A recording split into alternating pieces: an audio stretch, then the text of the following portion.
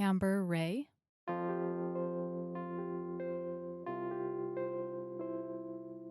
I remember that she was super feisty in my belly. Of all my pregnancies, she was kind of the craziest. Welcome to Still a Part of Us, a place where moms and dads share the story of their child who was stillborn or who died in infancy. I'm Winter. And I'm Lee. We are grateful you joined us today. Please note that this is a story of loss and has triggers. Thanks to our lost parents who are willing to be vulnerable and share their children with us. If you're listening to this podcast, just know that on our YouTube channel there are pictures and videos that are related to the stories that are being shared. Subscribe and share it with a friend that might need it, and tell them to subscribe. Why? Because people need to know that even though our babies are no longer with us, they're still a part of us.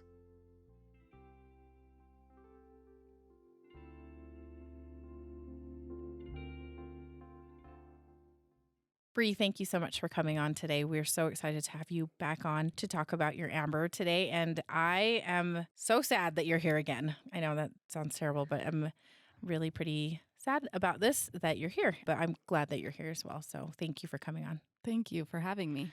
I would like to really quickly just kind of back up. We had Bree and her husband, Jeff, as our very, very first folks that we interviewed on this podcast and on our YouTube channel. And we are so grateful that they're here again, unfortunately for sad reasons. And so they lost their son, little Jeff, or Jeff Jr., Jeffrey Jr. Yep.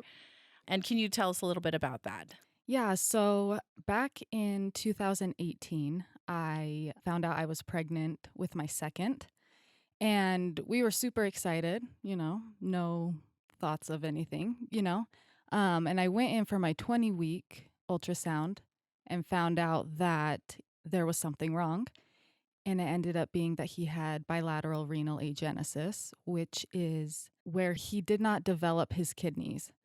And that in itself is not like the reason for the baby to pass. It's the fact that no amniotic fluid will then be made and the lungs won't develop and they will not be able to live.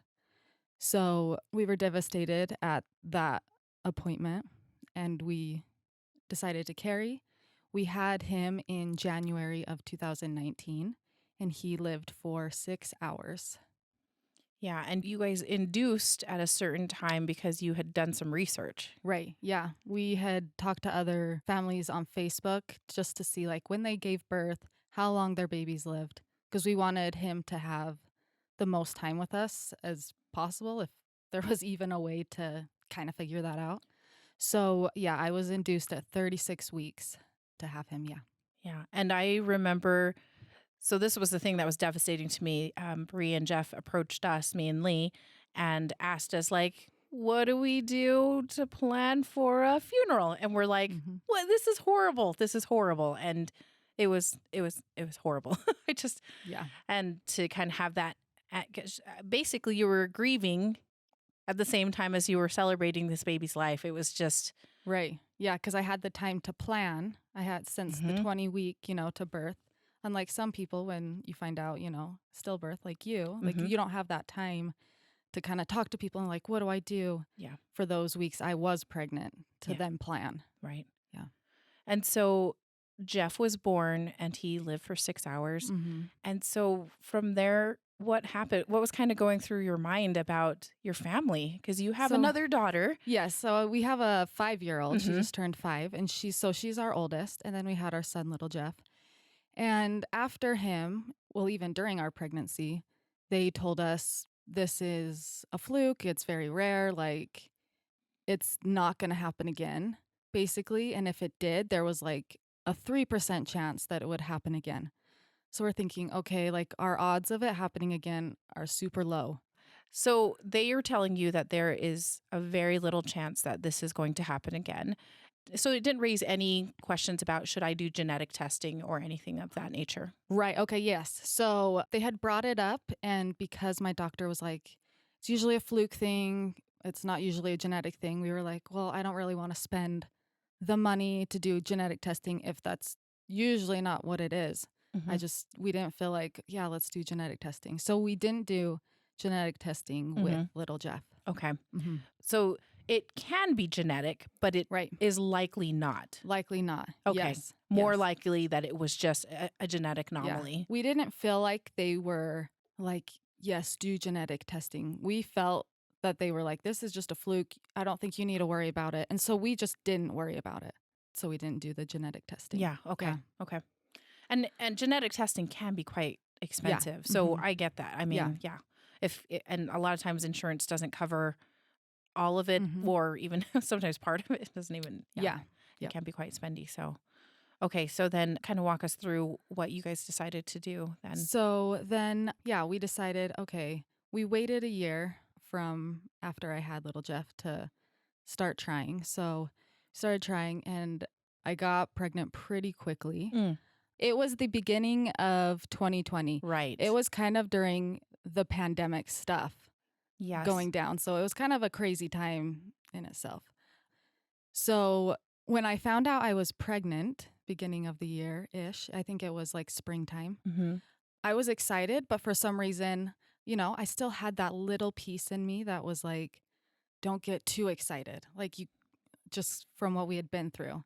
So like we were excited, but I couldn't fully get to being super excited about it.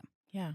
And I was like, oh, just, ignore those feelings. Like it's fine. They told you like the percentage is small. So I kind of pushed it out of my mind. Mm-hmm. And our doctor, when I first found out I was pregnant, he's like, okay, like because you've had this happen in the past, let's bring you in early at 16 weeks just so we can look for the kidneys and make sure like that they're there and everything is good. Okay. Also this was during the pandemic. Yeah. So my first appointment, Jeff was not allowed to come in with me. Mm-hmm. So I had to go alone, which I didn't love. No. It's just like, it's really sad to not have him with me. Yeah, especially there's so much trauma when it comes to losing a baby and Yeah. and not having your partner there. Like that is the thing that is come up over and over again is that Yeah. during the pandemic so many of these women were alone when they found Yeah. out or Yeah. and it was just horrible. So So horrible. I'm so sorry. Yeah. So the first appointment, I mean, I tried FaceTiming Jeff to like Mhm. just have him kind of there, Yeah. but the service in the hospital was just awful and Yeah. it just didn't work. But the appointment went great. The baby looked healthy, had a strong heartbeat. So I was like, awesome, this is great. So, went with that. I'm like, okay, everything's looking good at How, this point. do you remember kind of around what week that was? Oh man, I'm trying to remember. It obviously was- maybe in the first trimester, Yeah. right? I'm trying to think when you go in. Yeah, it's probably around I don't know. Yeah, I think it was like 8 to 10. 12 or something. I feel like it's I between want to 8 say to I 12. went in like at 9 weeks. Okay. Yeah. So yeah. looking good at Yep, that time. everything looked good, and my due date was December 11th. Okay. Was my due date that she gave me with the measurements and everything. Mm-hmm. So yeah, so that looked great, and I had I think one other appointment just to check in before my 16th week appointment. Mm-hmm. And so I went to that one alone as well. And then I had expressed to my doctor, like, I really don't want to do this 16-week appointment without Jeff. Like, is there any way, like, he can come to this appointment? Is there any way? And he's like, no, not at this hospital. They won't allow it. But he worked at a different hospital also. And he said, I want you guys to come to this other hospital. And I am going to just bring you around the back. It's not going to be an appointment. And I'm just going to do it for you. Oh. Yeah. Okay. Amazing. Yeah. So we scheduled it and he said, "Okay, come to this hospital and I'll bring you in." I was so happy that at this 16-week appointment, I could have Jeff with me.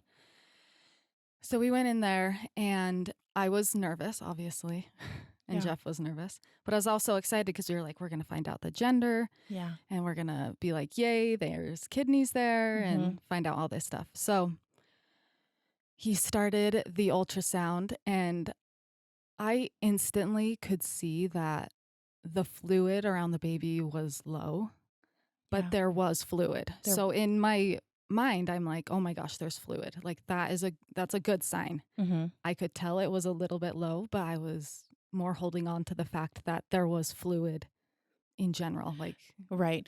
Now, Bree, when you say that you could tell on the ultrasound, and I'm going to be the Mhm. first to admit, when I look at an ultrasound, I was like, what the heck is that? Yeah. Because there's like Mhm. black and white, and Right. that's basically all there is. Right. When there is fluid around the baby, what Mhm. does that look like? So when there's fluid around the baby, there's like basically a big black line surrounding where the baby is in the white color. Mm-hmm. So the more black you see, the more fluid there Yeah. is around the baby. So I could see that there was like the black around the baby, but it seemed low in Okay. my mind, but I didn't want to be like, oh my gosh, and freak out at that moment Mhm, because I didn't mhm. know. Yeah. And so my first question to him was, oh, there's fluid around the baby. And he said, yes, it is low. And so he kind of went through some things like it's possible you're dehydrated, or, there's always certain things that Mhm. could be a reason why fluid would be low. Yeah. Not necessarily that there's no kidneys. So Right. I'm like, okay, like trying not to panic. Yeah. And he continued the ultrasound looking for the kidneys, looking for the bladder, Mm-hmm. looking for anything to do with that. And he was looking for quite a while. And he told us, I'm having a hard time finding them. He's like, I don't know if it's the positioning of the baby, or he's like, and I could tell he was, trying to keep us calm, Yeah. like not trying to say what was happening exactly, maybe, and just calming us. And he said, you know what? I can see the baby's bladder, which was super exciting to me Mhm. because sometimes with bilateral renal agenesis, they don't have a bladder Oh, okay. or kidneys. And so the fact that there was a bladder, I was really excited to hear. And he Mhm. said, it's empty. There's nothing in the bladder. So he said it could mean like the baby just had relieved Mhm. themselves. And Mhm. so there was nothing in there. But I'm not 100% sure. So he said, I'm going to give you a big glass of water and I want you to just pound it basically. Mhm, And then I'm mhm. going to come back and we're going to look and see if, anything changes Right. with fluid and stuff. I don't know. I didn't totally understand, I think. Yeah. So while he was gone, Jeff and I were in there and I was just pounding the water and we're just like looking at each other like this can't be like happening again. And we're still hopeful because he hasn't told us like Straight out. straight out Mm-hmm. it's happening again. He has not said that. So we're still, in the hopeful stage. Yeah. He comes back in, he takes more looks. He still is having a hard time. He switches the ultrasound over to kind of like a vessel. It's where you can see the blood flow to the organs yeah. type Okay. thing. Mm-hmm. And so he turned that on and he looks for a long time. He thinks maybe he sees blood flow to where possibly a kidney could be, Right. but he can't say for sure. So we were there for a long time. He's like, I'm not seeing what I want to see. So I'm going to have you come back in like 3 days. Okay. So back to the other hospital. Mm-hmm. And so we basically left not knowing anything. By this time, though, what were you thinking? What were you and Jeff thinking?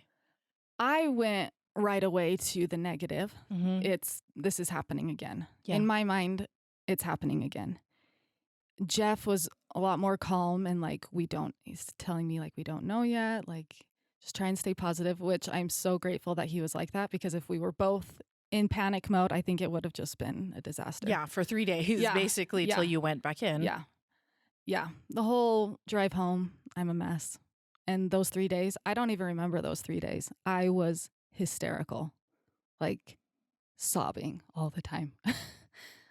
Like I could not even contain myself how upset I was, like thinking it was happening again. I tried to stay calm and, Jeff, again, trying to stay positive and my parents staying positive. And I had them give me a blessing just because I could not handle anything. Yeah. So, and I'm so grateful that they kept that like positivity and hope because I was totally Yeah. just no, this is awful. Everything's bad is happening. That's where I went. So yeah, those 3 days were awful. Yeah. I can only imagine how Yeah. terrible it was And to wait. Yeah. I should also mention during that ultrasound, we had asked, can you see the gender? And the first thing he said is, I think it's a girl. So also in my mind, that was super exciting because we were told that it's more likely for this condition to happen in males. Okay. So we were like, oh my gosh, so that's even more of like something to hold on to. Right. But towards the end of the ultrasound, he's like, I think it actually is a boy. Oh. Yeah. And so we were like, he gave us a 60-40% thinking it was a male. Oh. So we're thinking, oh, well, if it's a male, it's definitely more possible that it's happening again. In my mind, like I said. Yeah. I don't know exactly what was going through Jeff's mind, but what he was saying was keeping me a little more calm. Gotcha. For sure. Okay. Yeah. Well, and I remember even with Jeff Jr., they had a difficult time finding out his gender as well because there was the lack of fluid. so little fluid. So that's, yeah. Yeah. So then those 3 days, like I said, I don't remember like anything about those days. I just remember crying. Yeah. I talked to my doctor and he's like, you know what? I am going to push super hard here and make sure that Jeff can come. Okay. He like bent the rules or told them and like explained everything, and they allowed him to come to the ultrasound when there's no way they would have before. Yeah. It was at the time that particular hospital is the one that I actually work at. Yeah. And that's the one where they were very strict on the policy just Very because strict. we did not know anything about COVID at the time. Yeah, because it was very new at that point. And we were trying to keep our spread low in the community. So yeah.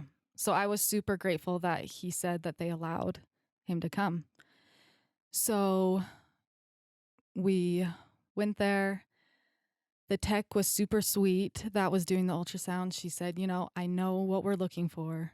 I know exactly, I've been told what's going on. So I'm going to start from the head and just go down the list, and then we'll get to the kidneys. And so she started the ultrasound, measured head, did all the things. Everything looks great. And then I can see on the screen, it says renal. So I know she's at the point where she's looking for the kidneys and all that sort of stuff. So I can tell she's taking a while. She's not saying anything. She's taking a while.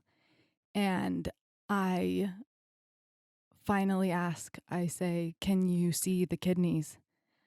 And she says, I'm having a really hard time. I can't see them. And I instantly like hold my breath. And I'm serious. I did not breathe. I don't think for like a couple minutes.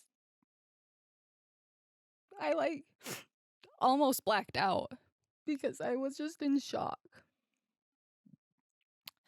that this was happening again. Like, this is stupid.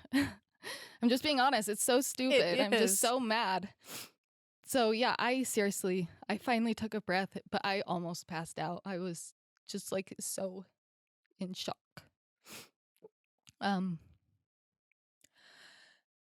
And yeah, Jeff and I looked at him after I finally like caught my breath, and I could see that he was, crying too. And the tech said, I'm going to go talk to the specialist and we'll be back in. And so when she left, we just cried and hugged, just, pissed, basically, like, how is this happening again? How is this happening again? And in that ultrasound, I could tell the fluid was even lower. Really? Yeah. Like lower than the first ultrasound. Just from like the 3 days ago. Like, that's how much it had gone down. Like, I could see a significant amount that had gotten lower. Oh, wow. Which is crazy to me. Yeah. So the specialist came in and, confirmed that there's no kidneys. And they just said how sorry they were that this was happening again. And my doctor came in and he was crying. And so it was like, he felt really bad. Because he had told us, it's such a low chance. And he just felt so bad. He has never seen it happen twice. he's never seen that, so he was just in shock too. You could tell he just felt so bad. Yeah. So that was rough. We all just kind of cried and hugged. Even my doctor, we weren't even supposed to like be touching each other during pandemic, but he's like, I need to give you guys a hug. It was really nice. So yeah, just devastating to hear it again. Yeah. So did your doctor talk about everything again, or what did you guys do? I mean, we kind of got the same thing as last time, which is, you can induce now, you can induce in a couple weeks, you can carry full term, you can abort. Like he gave us all the options. And in that moment, I didn't know. It kind of it was like deja vu. Just, it's happening again. Yeah. And again, my instant thought was, I want to deliver right now. And the reason I think that is I just want the pain and like the mourning to I just want it over with, you know? So that's what my initial thought was. But, we went home and thought about it and prayed about it. And we decided to carry the baby full term. Yeah. It's a big decision. Yeah. Now tell me, at that second ultrasound, were they able to confirm if it was a boy or a girl, or was that kind of still were unable to? Yeah, still unable to, because we did ask, and because the fluid was even lower, they so it had was more even a harder time seeing anything. Yeah. So we did decide to have them do a blood test. Okay. To tell us what the gender was. And that blood test, I think, tested for all the main things like trisomy. Yeah. Okay. The Down syndrome, the trisomy. There's a couple other that are in that grouping. Mm-hmm. And so they tested for those. Those were all negative. Yeah. Mm-hmm. But we just wanted to know the gender so that we could prepare, Mm-hmm. because we do have that time to prepare and think about name and just all sorts of different stuff about them. We did that, and I'm not going to say who this is, but the genetic counselor that we used was awful. And she was just not great about the way she presented things to us. Oh, okay. So she just sent us in an email, "Yay, you're having a girl." And I literally Did she not lost my crap. Yeah. Lost it. Yeah. I could not believe that. It was just like, "Oh, yay, you're having a girl," smiley face. Did you not read my chart? I don't think you understand. Yeah. Anyways, when we did find out it was a girl, I even more was a mess because of the whole genetic predisposition, right? And we have a girl. She's alive. And healthy. This should not be a girl. And it shouldn't be a boy. It shouldn't be happening again, honestly. Yeah. But the fact that it was a girl, that was really hard for Jeff and I, because we have Murphy and she's so healthy, and I don't know, it hit hard learning that she was a girl. Yeah. I imagine what your thoughts were kind of along the lines of a future children too, because you're like, the boys aren't safe, the girls aren't safe. Yeah, exactly. Because we were like, if it's a girl, we should be good. Yeah. So then, now we're like, okay, there's a boy and a girl. Yeah. I guess we're no matter what. So that was really hard to to learn, Yeah. I don't know. So did you guys have any follow-up appointments after this? I'm assuming you had regular appointments. Right. Did they check? Yeah, they did another ultrasound to verify that the kidneys aren't there. Thank you. Again. Yeah, it's just, I love that. But they did see, I could tell she was looking at the lungs of the baby for a while, and I could see this big black dot on the lungs. Okay. And she wasn't saying anything. And I said, is that normal? Do you know, what is that? Because it looked weird. It looked different. I could tell that it was different. And she said, "No, that's not normal. It looks like there's a mass or something that's developed in her lung." Oh. Yeah. And I'm like, "Well, what does that mean?" And she said a lot of times when they see this, it will end up resolving itself. It kind of just disappears over time. Okay. And she basically told me they'll monitor it closely, but because of our situation, it's kind of like it's not, almost like it doesn't matter. Yeah. I'm like, well, it does. Yeah. Like if there's something else wrong, like I would like to know, Uh-huh. But she said to not really worry about it. So I didn't think too much about it, but it was just another thing in an ultrasound, just something you don't want to hear, more things that are wrong. Mm-hmm. So there was no really known reason why it was there, but she Mhm. did say over time it does usually go away. And I didn't have another ultrasound, so I don't know whether or not it ended up going away or Oh, not. gotcha. So Okay. I'm not sure there. But it was just kind of another weird thing Yeah, you're that like, happened. thanks. Yeah. Another something. So moving forward in the pregnancy, we wanted to think of a name Yeah. and kind of a color, because with little Jeff, we wanted him to have like a color just to Mhm. remember him by, or like a favorite color. Mhm. And Murphy had picked blue for him. And so we were talking about names and colors, and I just kept feeling like I really wanted to give her my middle name. Mhm. Just because with little Jeff, we gave him Jeff's Jeff's name, name. Mhm. Yeah. and we talked about Bree, and I'm like, that sounds so weird to me. Like, I didn't like the name, giving my first name to her, but Amber just felt like so right. Yeah. I don't know. I really liked it. And for her middle name, I had a really hard time with her middle name. I did not know what middle name to give her. Mhm. And so I wanted it to be special and like related to someone almost. Oh, okay. It's actually Murphy's middle name. Oh, is it So really? they share a middle name. Yeah. Oh, that's so So sweet. Rae. Yeah. I don't know. I felt like that was something that Murphy could connect with her. Mhm. Like they both have the same middle name. Yeah. I don't know. I just thought that would be That's really so nice for sweet. her. Yeah. So I feel like it turned out really well. Amber Rae. Yeah, and it has good rhythm. Like Yeah. Amber Rae. Yeah. Amber Rae. Yeah. And we talked about like what color do we want, and amber itself, the word amber is like a yellowy color. Yeah. And so I was like, that's so perfect. So we went with the color yellow. And so anytime I see yellow, I just feel amber. Yeah. Oh, that's so sweet. Yeah.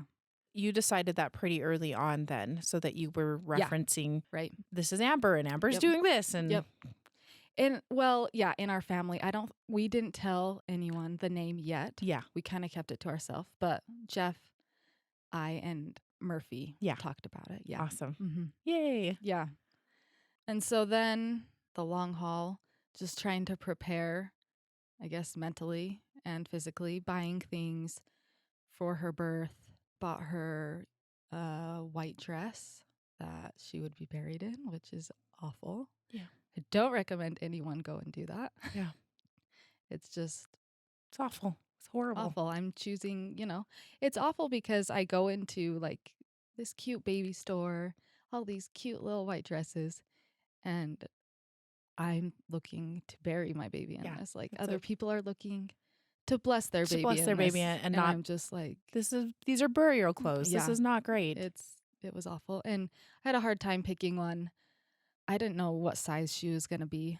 So, Because little Jeff was quite small, if yeah, I'm not mistaken. he was just under 3 pounds. Yeah. He was itty-bitty. tiny. So I knew that she probably would be small too. Yeah.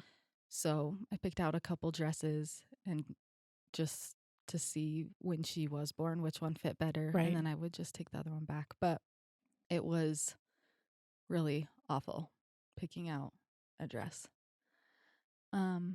We had a sweet family friend make a onesie for her to wear in the hospital. Oh, good. Because again, I knew she would be small, Yeah. and it's really hard to find tiny clothes Mm-hmm. that are something that I would want. So I had her make this onesie, and it was super cute. It was pink with little yellow dots, which I loved because it had the little yellow. Mm-hmm. And yeah, it was beautiful. Oh, And handmade. I just think that's so special. that is really sweet. Yeah. Later in my pregnancy, towards the end, my mother-in-law was sweet enough to ask if she could like do a pamper shower for me, Yeah. which I thought was really sweet because normally you would get a baby shower. You would normally get a baby Yeah, shower. and get all the baby things. And obviously that's not appropriate for what's going to happen. So when she first asked me, I was like, no, I don't want that. I don't want, I don't know. I don't know how to explain why I didn't want it. It just felt like I'm getting this other shower. This is not the shower I should be getting. Yeah. And so it was kind of hard for me, but I finally was like, this is something that people want to support me in, and I need to do it. And it turned out to be really great. All of my It was. Yeah. I mean, you were there. Yeah.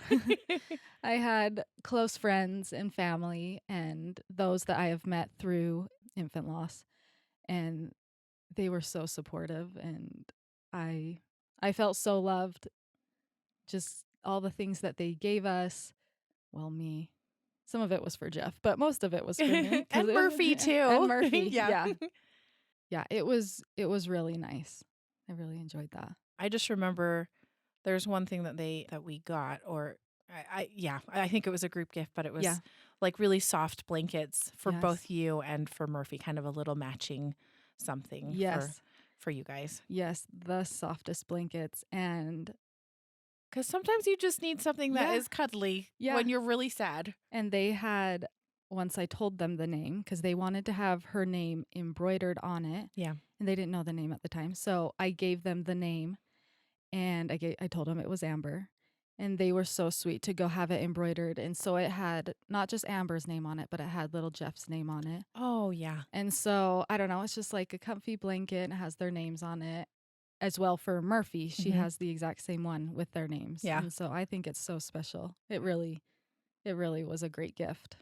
I remember like thinking this is a really sweet idea. And I can understand your trepidation for like, this doesn't feel right? Yeah. Like it doesn't feel right, but it was a nice time to come together and be happy, but also kind of mourn together. Yeah.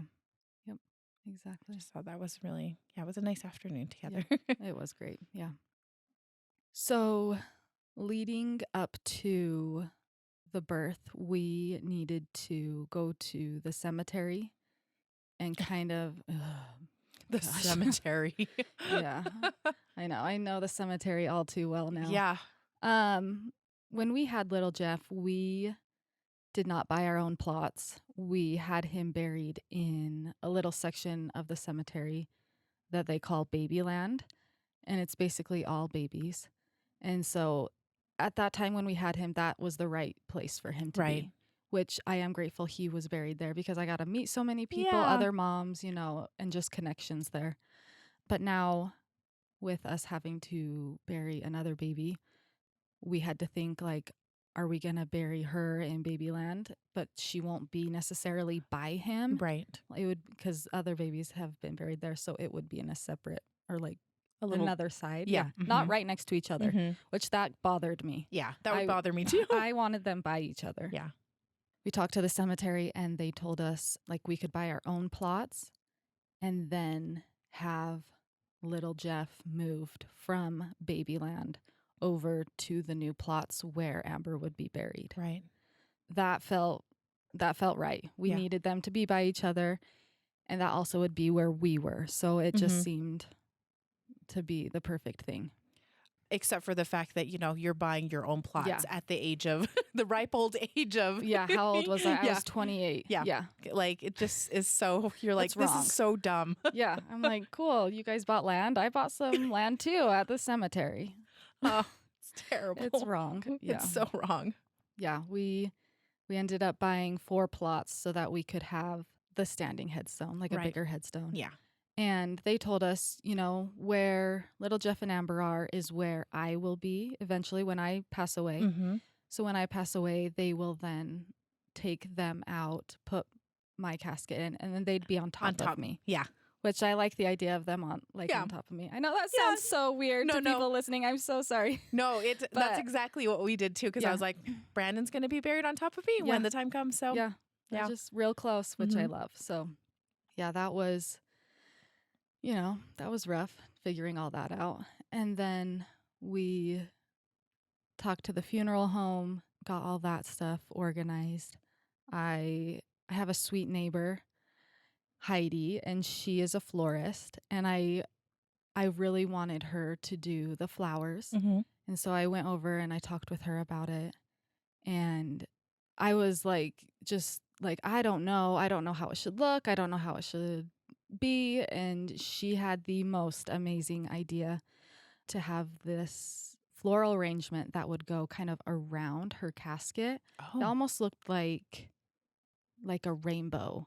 Oh. So when the casket is out, it kind of just goes around like a rainbow, but it's all like yellows and oranges and just like light, beautiful colors. Mm-hmm. And it seriously like was the most amazing thing. That's so sweet. And it was so perfect. Seriously. That's awesome. So we got all the funeral arrangements kind of set so that we didn't have to deal with most of it Mm-hmm. after the birth. Were you guys going to have Jeff move the same day that from his spot in So, Babyland over yes. to your... So it was the day before the funeral, because the day of, they said it would just be too chaotic to move him on that same day. Yeah. So the day before, they moved him, and it was honestly I was really nervous about this.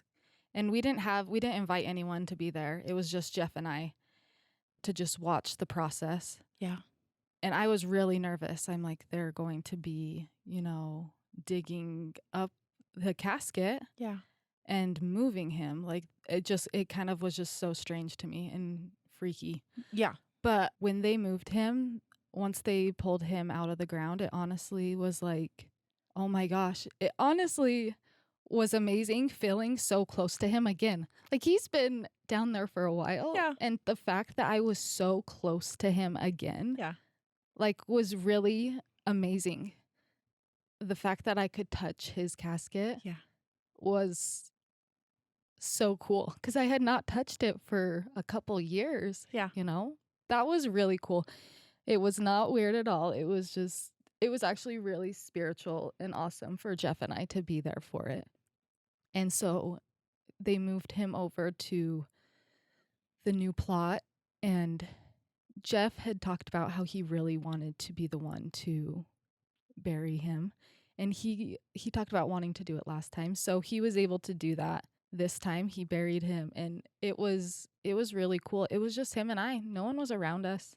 It was really cool for him to do that. That's really cool. Yeah. And just feel him so close. Honestly, I could feel little Jeff so close when all that was happening. It was really cool. Oh, Yeah. so sweet. It was really cool. Okay. we got you off topic. That's Sorry okay. about that. It was a really cool experience. It's all good. So you're making preparations for the funeral, and kind of along this line, I know that when we had talked about little Jeff, that there was always this possibility that he could have passed away before that he was born. Right. And same thing with Amber. Were you checking to see if I'm Yes. assuming you were just watching movements and such. Were you Yes. checking heartbeats or anything like that? So, yeah, I was watching her movement. I was super stressed about it, so I bought a at-home Doppler. Like a fetal machine. Doppler Yeah. thing. So that, like, daily I could just check and make sure that she was still alive, because I was super stressed about that, about not knowing, like, if she did pass away. Right. And so, yeah, we did that daily, which was really cool to listen to her heart. Like every night Yeah. we would listen. Yeah, it was great. She was very active, like super strong. Up until about a week before my delivery, her movement slowed way, way, way, way, way down. Really? Yeah, and it was super concerning to me. And I would check, and she still had a heartbeat, but she wasn't moving very much. Mm. So I was getting really antsy to like have her, because I didn't want her to pass away before she was delivered. Yeah. So yeah, we went in for delivery. I was the first, I guess, appointment. I was up 5 a.m. So we were up at 4 a.m. Okay. Super early morning. Yeah. Not that we slept at all. No. I mean, that wasn't possible. Maybe Nope. 20 minutes. Yeah. So we went in. got all ready, started me on Pitocin. And with little Jeff, my delivery went super quickly. Like Oh, I went in and like 3 to 4 hours later, he was born after being started on Pitocin. So uh-huh. it was like super quick. Yeah. So I figured that's what it would be like again. It wasn't. It was a lot slower. Mm-hmm. The nurse put the monitors on my belly. This is just to monitor the baby. Mm-hmm. And this is just normal protocol stuff, Yeah. like just to listen for the baby. And at one point, she came in and told us, like, when you're contracting, her heart rate is going super low. Like, it's almost like it went down. I can't even remember. It was really low. Yeah. And she said, normally, this is when we would rush you in for like a C-section Right. to deliver the baby. But in your circumstance, like, that's totally up to you if you want the baby to be born alive, basically, because the pressure on this baby is extreme right now. Right. And we knew this would come up because it happened with little Jeff. Oh. Mm-hmm. They basically asked us if we wanted to still monitor and listen to the heartbeat or to just take the monitor off and just whatever happens, basically. Right. And for some reason, this time it was a lot harder to decide. I don't know why it was so hard this time, but it was heart-wrenching listening to her heart rate just like be normal and then just drop out of, and it's just so slow, and the monitor is loud, so we're listening to it, and it broke my heart every time I heard it. And so we had to decide to monitor or to not monitor, or to have a C-section or to not have a C-section. Mm-hmm. Can you tell me again what week we are? So I'm at 36 weeks. Okay, so you did decide 36 weeks again. Okay. Yeah, we just felt like it felt right last time. It feels right again to go to 36 weeks. Yeah. Okay. So we decided for them to take the monitors off, and whatever happens, happens. It's really hard to be in that situation, to decide whether to do a C-section, to have the baby be born alive, or to not. And it's still possible they're born alive or not. Or not. That honestly, it is a really hard decision to make. Right. Like physically, mentally, all of it. Yeah. But we had decided to just take the monitors off. That's what we had done with little Jeff. We took the monitors off. We didn't want to know what was happening, and we would just enjoy the time no matter what happened. Mm-hmm. So once the monitor was off, I felt so at peace because we weren't the stress of Kind of listening. mm-hmm. It was just kind of like, okay, we've decided, so whatever happens, happens. Yeah. During all of this, I was updating my doctor so that he could be there. Mm-hmm. He works at another hospital out of state, and he was planning to go there that night, but there was a big winter storm coming. Oh, yeah. Snowstorm. Mm-hmm. And so he had to leave early. He was going to be there, but he had to leave early. So I was really sad that he wasn't there for the birth. That was a little bit added stress. Yeah. But then, you just kind of wait to see contraction wise where you're at. And I felt a bunch of pressure, and I told the nurse, I said, I think that she's like there. Yeah. And did you have an epidural? Yes. Okay. Yeah. Great. I was like, oh, I think I missed that part. Yeah. So you did have an epidural. Okay. Yes. I told her, I said, I think she's like ready to come out. And she checked and she said, yes, she is. She said, don't push. I'm going to go get the doctor that was, I guess, on call, because it wasn't going to be my doctor. And they seriously took forever. Really? I was sitting there like, no. I could feel her right there. And I could feel her moving. And I'm like, no, we are not doing, like, I am not waiting. And I told her that. I said, no, I'm going to push right now. Like, I can feel her. Yeah. And because I could feel that her movement was slowing. Oh, okay. Which it's was yes. stressing me out because she was sitting down there that whole time. Yeah. And I'm like, I need to push her out, like, right now. Yeah. And so I said, I'm not waiting for the doctor. Like, it's not happening. So the doctor wasn't there, and the nurses just kind of got ready. And I said, it's time. And it took 2 pushes, and she came out, and she didn't cry. She didn't move. There was, there was nothing. They laid her on my chest, and I looked at the nurse and I said, is she alive? And she said, it doesn't look like she is. But she grabbed her, A stethoscope. yeah, I'm like, what the heck is the word? To check her for a heartbeat, and there was a heartbeat. She was alive. She had fought so hard. I feel like I could tell that she had struggled the last week. Like, she wasn't moving much, but I know she held on just to be born alive. So I was super happy to find out that she was alive. Even though, she wasn't really moving. I couldn't hear breaths. It was, yeah, I was really happy to find out that she was alive. So then everyone kind of stepped back. Well, Jeff cut the umbilical cord. Yeah. And then everyone kind of stepped back, and we just had our time to just cry and cry and cry forever. Yeah. The one thing I remember, like, the first thing that stood out to me was her thick, dark, like, black hair. Oh, It was just so beautiful, and it reminded me so much of Murphy, oh because really? Murphy had jet black hair when she was born also, so that even killed me more. Yeah. You're like, this is little Murph. Yeah, it just reminded me so much of Murphy, and so it was brutal. So we then had my parents bring Murphy in so that she could see her, because we wanted Jeff to give her a blessing while she was alive. So while Murphy was in there, Jeff gave her a blessing, and we just all kind of felt at peace, like, listening to it. It was great.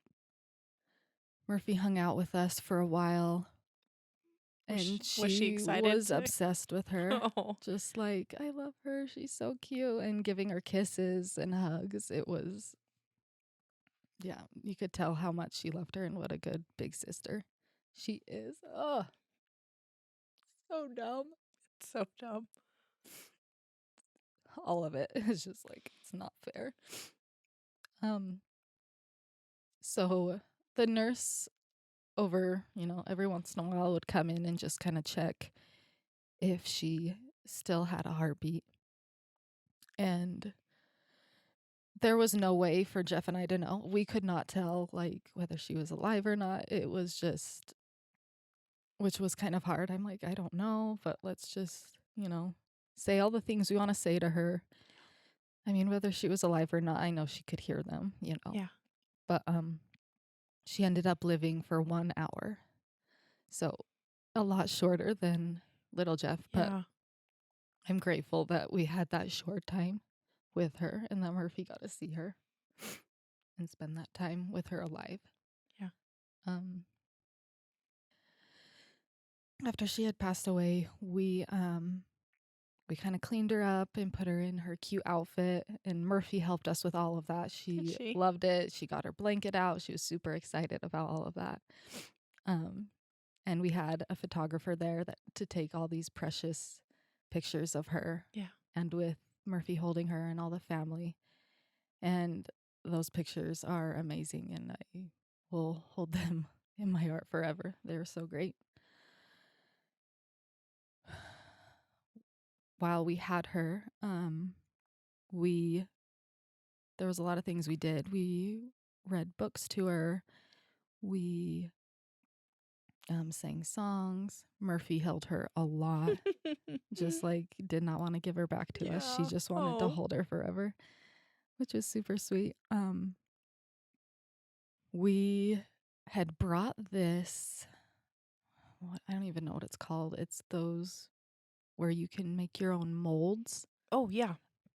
They're like you mix them up, Mm-hmm. you put your hand in, and then you put the other mixture in and it hardens. Yeah. Do you know what I'm talking about? Yeah. Okay. So I had brought that. I'm like, I don't know if we're allowed to do this in here, but let's do it. Yeah. Because I'm like, I want to use it. You might as well.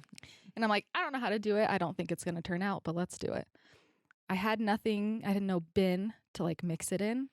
So we just used a hospital cup. I like their big water mug. The water things. mug? Yeah. So we mixed it up. We poured it in this big mug. And I really wanted Murphy to be a part of it. So I had Murphy hold Amber's hand. And they both, we just kind of held them and they both stuck their hand in the mug. Into the mug. And you have to hold still for like a minute. Uh-huh. And so Murphy, she did really good. I could tell she was like wanting to rip her hand out of there, but she did really good. And they pulled their hand out and I'm like, I don't think this is going to turn out. That was just, it doesn't look like anything. I don't know. And then we put the second mixture in and we're like, okay, set it aside. I don't think it's going to turn out. Whatever. After it had dried and we opened it up, oh my gosh. Amazing. Really? Yes. I recommend that to anyone Okay. that is going through this. Like, you can see every little wrinkle on her hand. Like, it's amazing. Oh, that's so great. So it's just something tangible that's like, I can see the size of her hand. It's beautiful. Oh, that's so cool. Yeah, it's really cool. And then having Murphy's with it. Murphy's hand was holding like, it. that Yeah. is so sweet. So it turned out really cool. Oh, good. Yeah. Can I ask a question? Yes. How big was Amber? How much did she weigh and how long was she? She was just under 4 pounds. So she was almost exactly a pound heavier than little Jeff, which was surprising. Yeah. Okay. Because I delivered, same week and everything. Mm-hmm. But she was bigger. She was a pound heavier. Yeah. Yeah. And she was 16 inches. I'm like, I know it. I'm going to say it. But I'm like, if I say it wrong. Yeah. She was 16 inches. Awesome. So, yeah. Did you think that she looked like Murphy or little Jeff even? I felt like she looked a lot like Murphy. There were certain things that were very unique to just her. Like, there were parts that didn't look anything like little Jeff or like Murphy. She just had her own little look. Oh. It was, she was very unique, but a lot of ways looked like Murphy. Yeah, yeah. But, she's the cutest little thing. I do miss her. Yeah. Miss her face. Yeah. Did you guys end up, after she passed away and you guys were cleaning up, and did you guys end up keeping her for a while in the room? And I know that it's still in the middle of the pandemic, and so it kind of sounds like that you were able to have some visitors that were generally not allowed during this time, which is awesome. Yes. That they were able to come in. Were any other people able to come in? It sounds like your mom and Murph were able to go there. Yeah. I, as the patient, was allowed 2 visitors, and Amber, because it was considered end of life, was allowed 6 visitors. Oh, that is, yeah, that's great. So, I mean, they couldn't all be there at the same time. Right. But it was awesome to have, Amber's grandparents come in and see her and hold her, because I was really stressed about that, not them not being able to come in. But yeah, it was great for them to be able to hold her and see her. Okay, good. Because I was like, I can't remember exactly how, because I was like, I swear I saw a few pictures of you and more of your family members. Right. So that makes more sense then. So. Yeah, I was really grateful with the whole pandemic thing that was able to happen. Yeah. Yeah. Because, you don't want to be alone during this. Like, you just don't want not to. At all. No. And we kept her for a full 24 hours. Oh, good.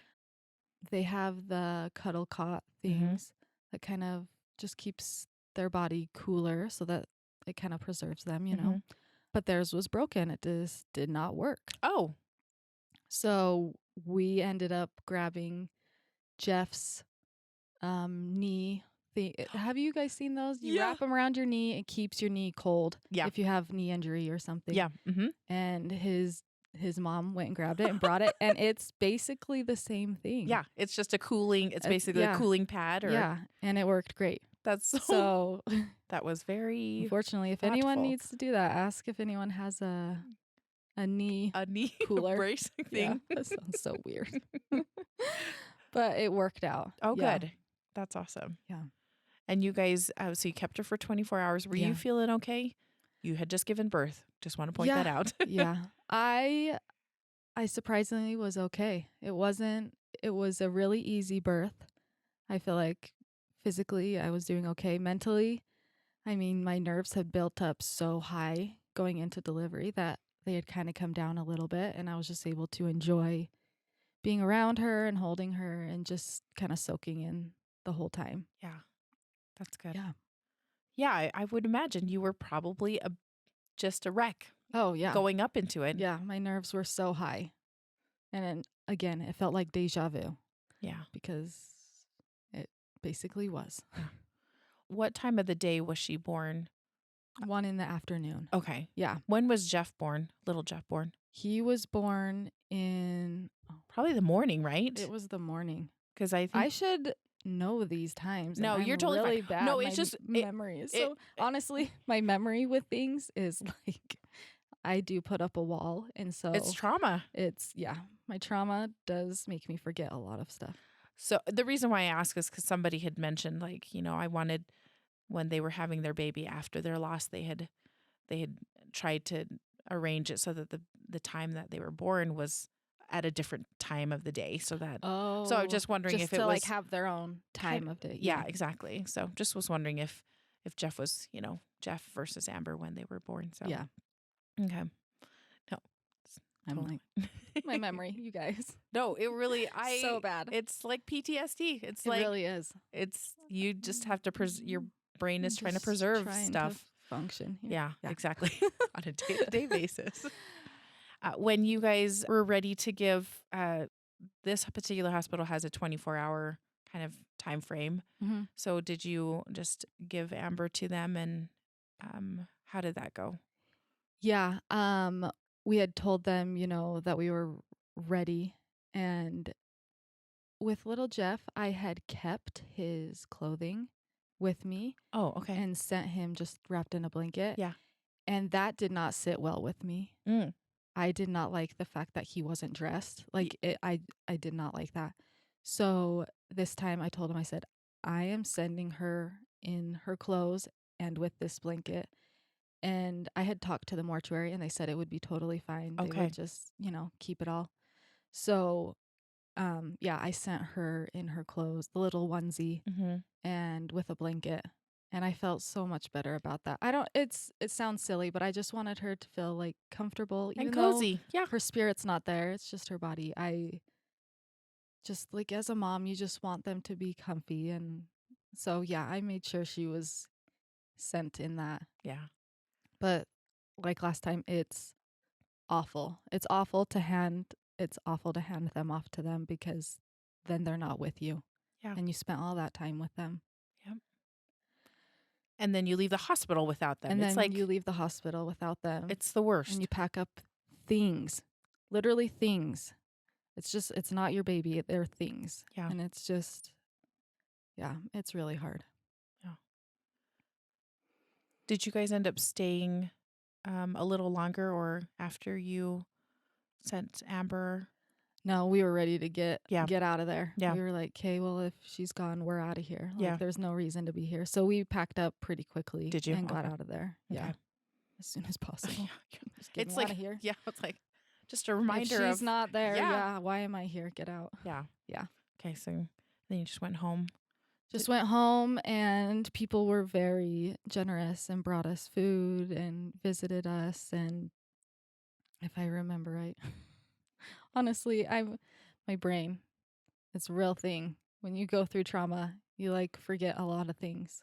Even like day-to-day basis. Like you said, the same thing happened. Yeah. And I did want to mention, like, it was super interesting when we were in the hospital, when I was holding Amber and Murphy was sitting next to me, because it was basically like deja vu. I, on accident, said, do you want to hold him? Thinking like it was not that thinking it was little Jeff. It was just like That was it was just so similar. yeah. And I felt like we had just gone through that with him. So that I will never forget the fact that I called her him, just because it was so, it's just like over and over. I don't know. Yeah. It was hard. Yeah. You lost 2 babies the Yeah. same way. And it's hard because with little Jeff, I felt like I was still in the process of mourning him when we did find out the news about Amber. And then I'm mourning her. So it's really hard for me to figure out what I'm mourning or who I'm mourning. Right. It's it's it's really hard to figure out what's even going on in my brain. Yeah. Yeah. There's a lot of emotion Yeah. and a lot of love for those 2 babies. I mean, Yeah. yeah, it's a lot for a Yeah. person to process, A lot. for you guys to process. Like, Yeah. we've just watched it from the outside and just watching horrified. Like, Yeah. so, Yeah. With little Jeff, I feel like I was very sad with my situation. I was sad of what was happening. I didn't really feel anger then.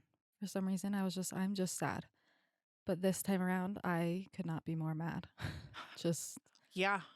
I have off. so much anger, and I still do. I think it's settled down a little bit, but yeah, I have a lot of anger, and I think that's normal. Rightly Just- so. It's yeah. So I'm working through that, but We all are. taking it out on the gym. All my anger. That's a good route. Yeah. So Amber was born November 15th. Yes. So, yep, coming up right on a year. Yeah. And we live in Utah and it is cold. Mm-hmm. When was the funeral going to be? So the funeral was only like 3 days after she Mhm. was born. I wanted it to be kind of quick, because we didn't end up embalming her. I kind of wanted it to be quick, Mm-hmm. just so to preserve her body and everything. It was actually a beautiful day. It was sunny. I was worried that we were gonna be in rain or snow because Mhm. November, you just never know. Yep. But it was a beautiful day. We went to the mortuary and got her dressed. Jeff, I, and Murphy. Murphy, it's interesting because in the hospital she was wanting to hold her, love on her. When we were in the mortuary and had dressed her, she did not want anything to do with her. She didn't want to hold her. It was super strange, and it it really hurt my heart. I didn't know what she was like. She's so little. Yeah. Like, what's going through her mind on this situation of death. And so I didn't want to push it on her, like, you need to hold her, like, but it did hurt my heart for both her and me, seeing her the way she was and how she obviously is struggling. Yeah. So that was really hard during that. The viewing was great. Like I said, we had the beautiful flowers that kind of arched around her. We kept it really small with COVID stuff. There was just an announcement like 2 days before saying do not gather a certain amount of people. Right. And so I was really stressed about that. So we kept it really small. But it went great. The family prayer was amazing. I feel like everything went as smoothly as it could during the viewing. And the funeral, or the graveside, we just had Jeff speak, our bishop speak. And honestly, the words that Jeff said were like so perfect. He knows I don't like to speak in front of people, and I didn't speak at little Jeff's funeral, and I just know if I were to get up there, I would just be a mess. So I'm really grateful for Jeff and that he was able to speak and he said all the right words. It was really good. When we had gotten to the cemetery, my friend Heidi, who had done the flowers, she, on little Jeff's grave had put like blue flowers and like there was blue balloons just for him. And there was something really special about the fact that he was there kind Yeah. of waiting, Yeah. like ready to be there with Amber. So I felt like that was really cool that he was there right before her. Just kind of like, I'm here for you kind Yeah. of thing. And literally the only silver lining to having two is that they have each other in heaven. Yeah. It's literally the only silver know, lining. yeah. I see nothing else. No. But we released balloons. Murphy and I whispered a little something into the balloons as we let them go. Just a little like note to her message. basically. Oh. Yeah, it was a really good day. It was sunny. It felt very peaceful. Yeah. It was it was a beautiful day. This is one thing that I remember, and I really super love this, that you and Murphy, and I think your mom, and I think a lot of the women in your family were wearing these beautiful yellow dresses. Yes. It was so pretty. It was perfect. It was so pretty. You guys Yeah. look so beautiful. That was super important to me to have us all in yellow, like celebrating her. Mm-hmm. I had found a yellow dress I fell in love with, and they had, a mommy size and a mini size. Uh-huh. So I got me one, I got Murphy one, and I contacted the owner and I said, "Do you have any extra fabric? Like, I want some extra fabric to make a bow and a tie out of." And she said, "No, we don't have, like, it's made somewhere else, but I'm going to just send you a dress." And so she sent me just like a dress, and I had my mother-in-law cut up the dress.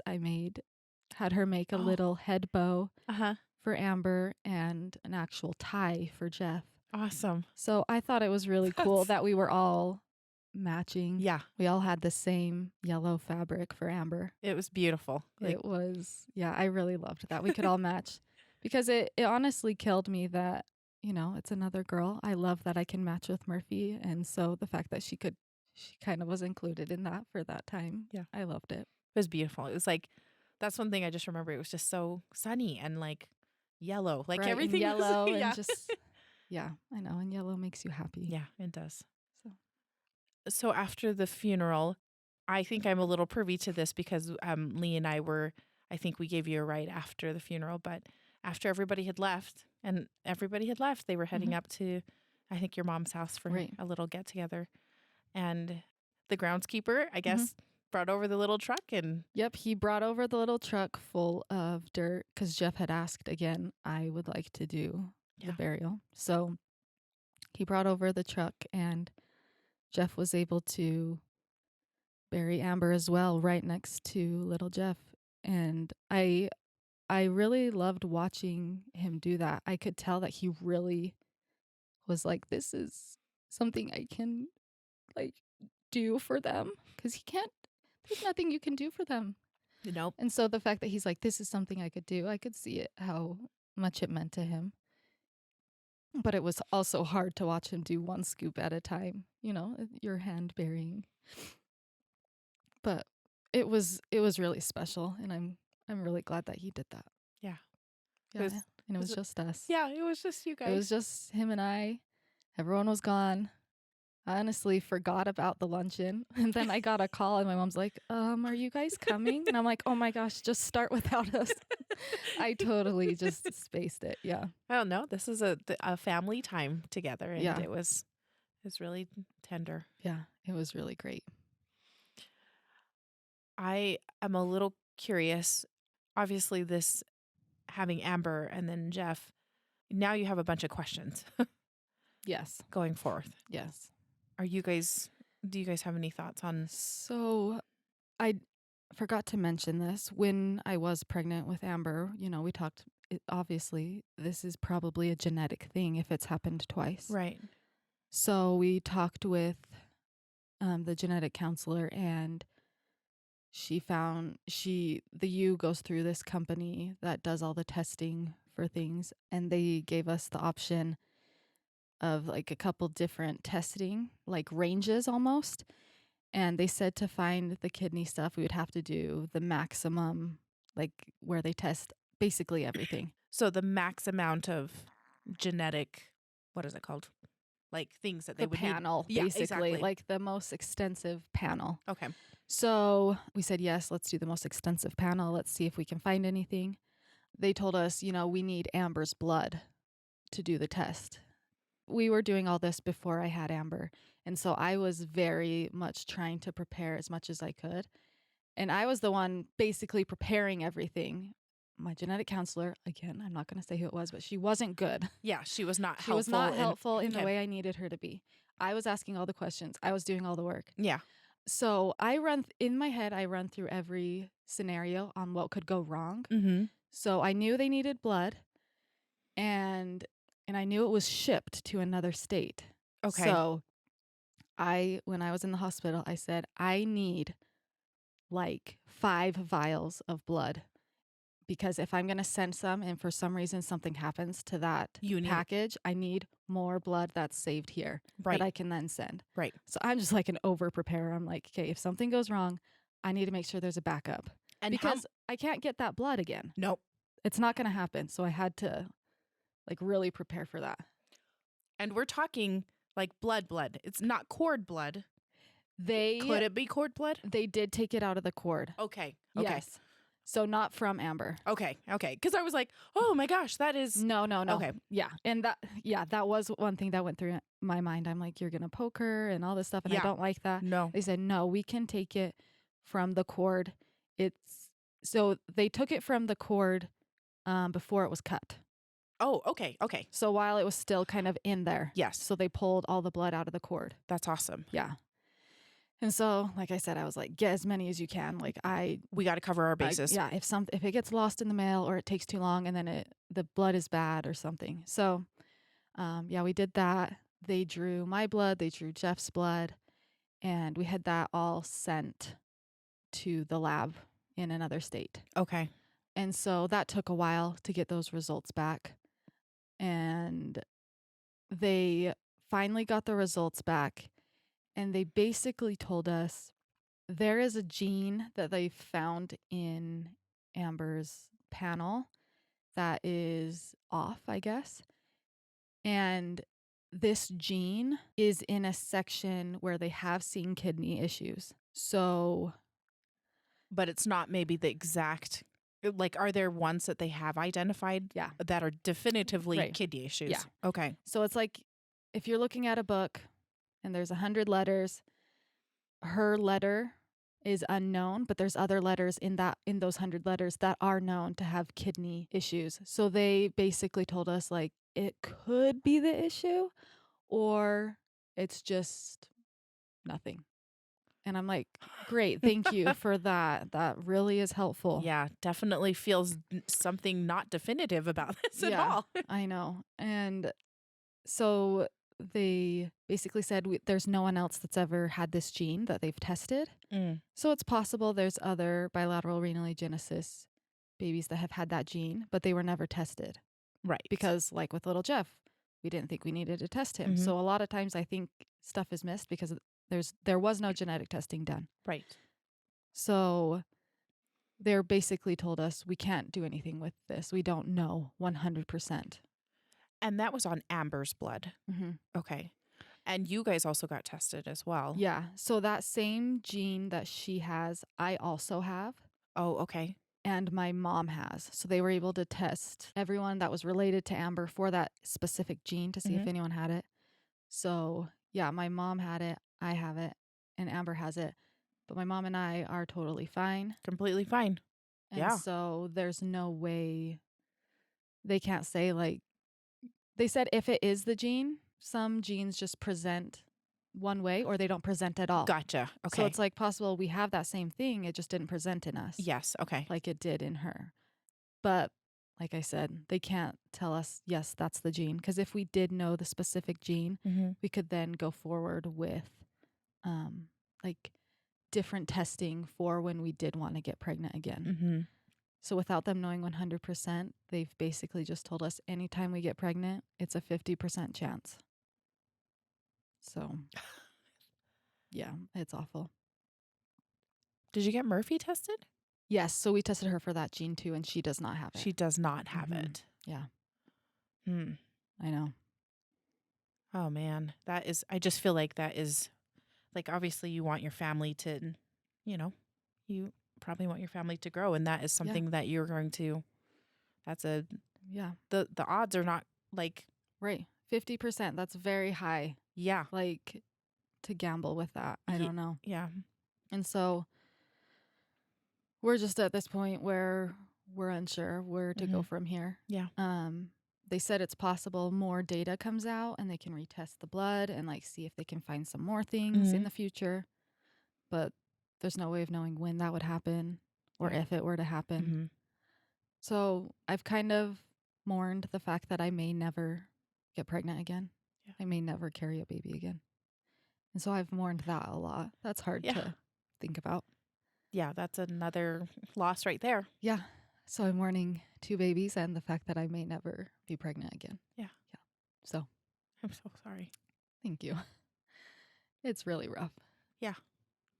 So, yep, at this point we don't know where we're going, but we'll just see what the future holds. Will you tell me one last thing that you want to tell us about Amber, or anything you want to remember about her birth or her life or her personality? Yeah, like I had said before, in my mind, I think that she would have been like kind of a wild child, which I really like to think about that and how she would have just ruled the world, basically. Which is awesome. Because with Murphy moved a decent amount. I would say she was in the middle. Little Jeff, in my mind, I see him as kind of a calm, like peacemaker. And then Amber just being like this spitfire, crazy child. But I like to think about that and kind of how it would have been and how she was. But yeah, I think she would have done some awesome things in this world. Yeah. But she's probably doing some even more awesome things up in heaven. So. Yeah. Yep. Yeah. Well, thank you so much, Bree. That was beautiful. Thank you for having me.